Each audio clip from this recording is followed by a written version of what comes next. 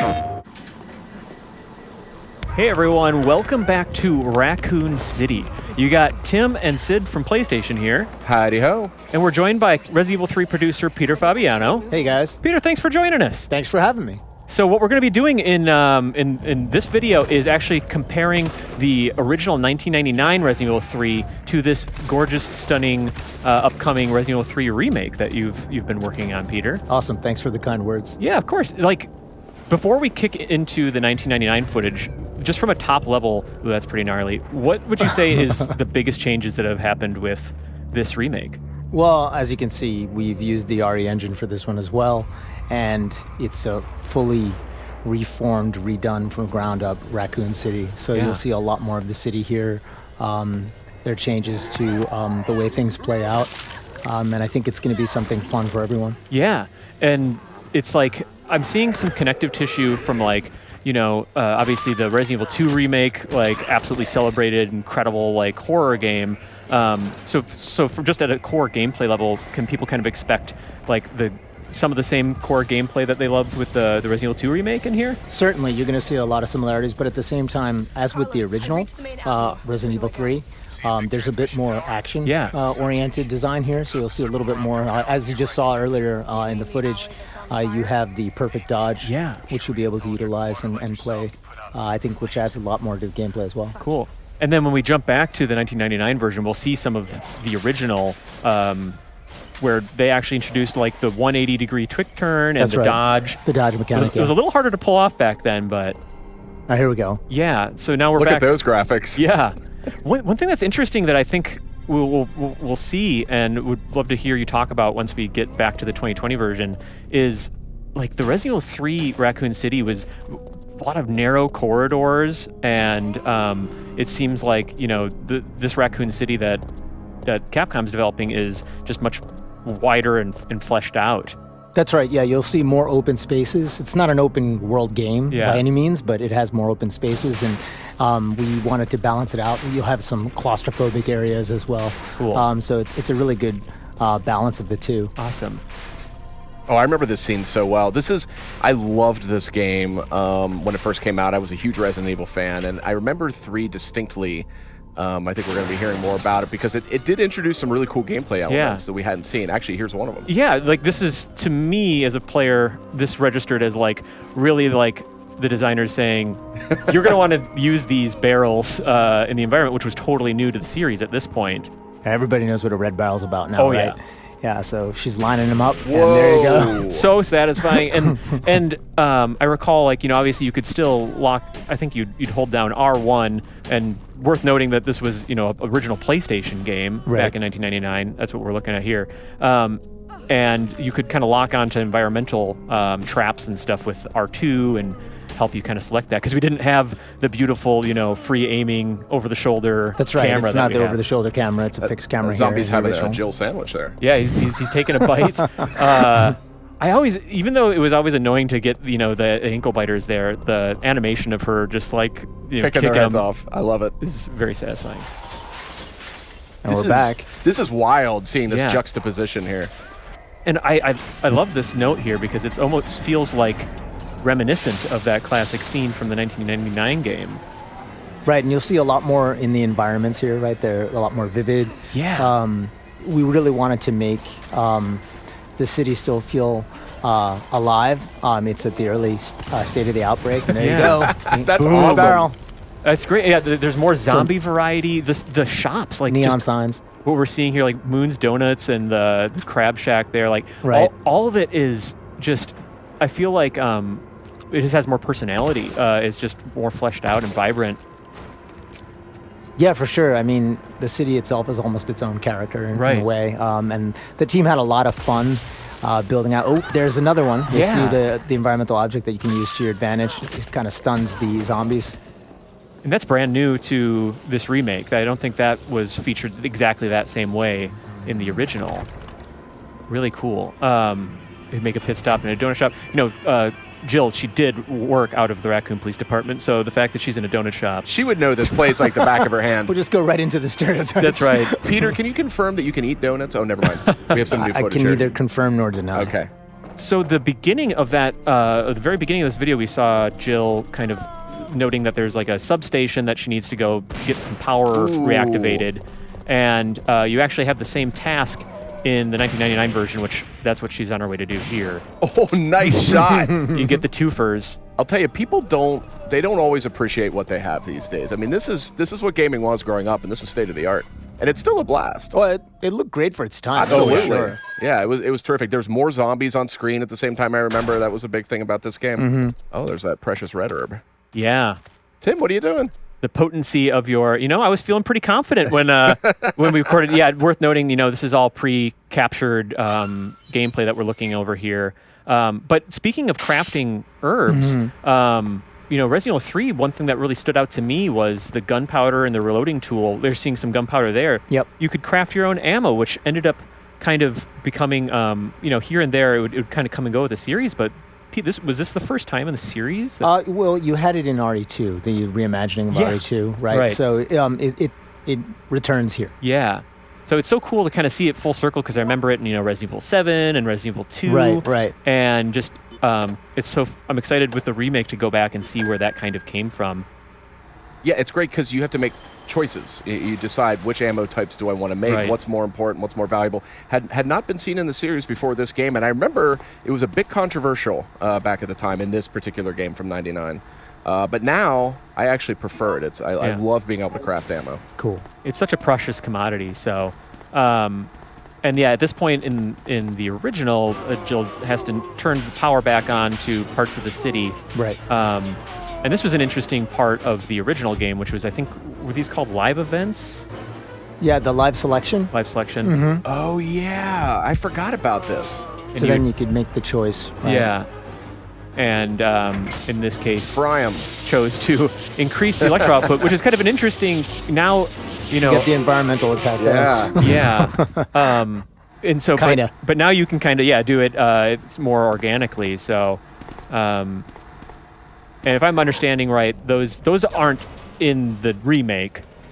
The live selections. That is correct. Right, okay. Yeah, this time around we wanted to tell one consistent story. The director really wanted to tell Jill's story as she goes through and makes her way. And that's something that's cool is that it's not a one-to-one remake across the board because this is the substation or the sort of where you're trying to turn the power on. That's right. As it appears in the remake, right? Yes, that's correct. And I think it's important, and I can't say this enough. We wanted to make it feel fresh but familiar.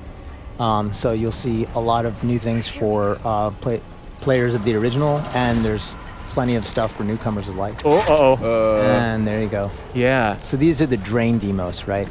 Yeah, and these guys look pretty faithful to the way that they appeared in the original, and just very fast and skittering, definitely good for shotgun's definitely a good tool. For them. Yeah, definitely. You want to take care of them quick. Yeah. But yeah, it's what's one thing that I feel like Capcom and your team is just incredible at with remakes is delivering on the core of what made the gameplay and the story and the characters great, and changing enough that it makes it feel fresh, not just for newcomers, but also if you played the original. Right. What's great about horror, right, is the unexpected. That's right. So it's great that you say that. Something that we definitely want to keep true to the essence of the originals, but we want to make it feel fresh as well. So if we're familiar with some of the original stuff, you'll find some changes here. Yeah. There's the big boy. That's, and of course the original game, the 1999 original, was called Resident Evil 3 Nemesis, and so it wouldn't be anything without our buddy Nemesis. That's right. So I went and got some, some footage of a battle, just a random sort of street encounter, because he'd dog you throughout the game. And he's doing the same again in this remake, right, Pete? That's right. The original called him the Pursuer, right? Yeah. And in this one, he follows the same path. He's out for Jill and whatever remaining STARS members are out there. Yeah. And here we see like his strategy appears to be sort of a lot of running, punching. He's got these tentacles that you can ensnare you with, and obviously he wants to end them. What can you say about how Nemesis has been like updated and changed, just from like an aesthetic to even like an AI sort of level? Well, first and foremost, aesthetically, you'll see that we were able to use current graphics to make him look even. There's our buddy. That's so cool. Even more imposing. You've got this hulking menace chasing you. He looks even bigger now. He's huge. Yeah, he's to scale. So yeah, you'll notice here he's got his tentacles, and he's gonna be chasing you all throughout. As soon as you see him, you can stand and fight if that's what you choose. But I suggest you run.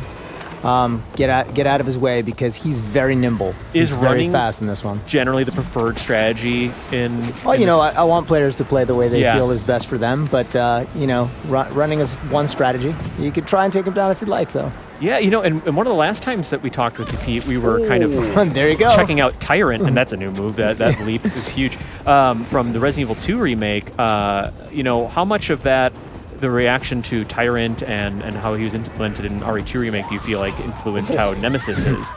Well, when the director saw what they had done with RE2 and Tyrant, he's like, wait a minute, he's kind of getting to Nemesis levels here, so he didn't want to be outdone. And we took that in stride. Of course, some of the stuff we took from 2, but Nemesis is his own, right? His own brand of fear, terror, right? I think that'll come out when you play. We'll see more of him too. Here we have Jill in one of her earlier encounters with Carlos, who is from the, I think is it the Umbrella Countermeasure Service or? That's right, Umbrella Biohazard Countermeasure Service. Yeah, and he's had, similar to Jill, like, can you talk about how your team updated the characters, both from like a visual and... Well, one thing that was important to us is that Carlos appeared to be a partner to Jill. Yeah. We wanted him to feel like someone that she could rely on.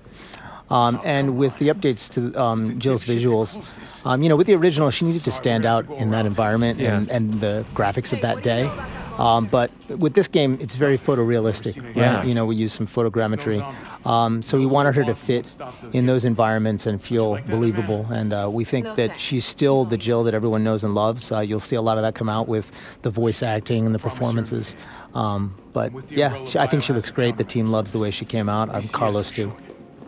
Yeah, they really, I think, are really faithful to the spirit of what they were like in the original, while just feeling a little more. I'm a sucker for the original, PlayStation games voice acting, very of its era. But it just updates it really, really nicely. Yeah, I think we still managed to keep, an essence of the time as well. It's the 90s, right? Yeah. These guys. Yeah, these were like a iteration of the Hunter enemy that was with the series from the very beginning, but kind of a different take on them, right? Right. More agile. Yeah, I remember fighting these guys. These are probably my most dreaded enemies in all of Resident Evil. Yeah, they're tough. They could one-shot you. Yep. And, I was purposefully, I'll say, playing a little sloppily here, and admittedly on easy mode. I really wanted to get this stuff.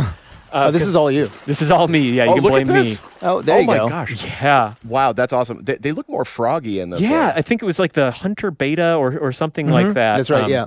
And you would have seen one of those in the trailer, right? Yeah, we got a little tease, and I think the location in the remake where Jill is here is a little bit different, but some familiar threats in the here. Here. Oh, look at our buddy. What is this? Yeah, that's our buddy Hunter Gamma. Yeah. Hunter Gamma. Yeah, they are the big mouth guys. I said beta before. That is freakish. Look at that. What's happening there? Oh, man. Yeah, you're definitely dead. Had to make a comparison. And this is going to be the final comparison that we make between just sort of a more focused boss battle between Nemesis that shows him having a weapon and discarding it and kind of what he does in battle. But I remember this fight very well, actually. This was a tough one. Really tough.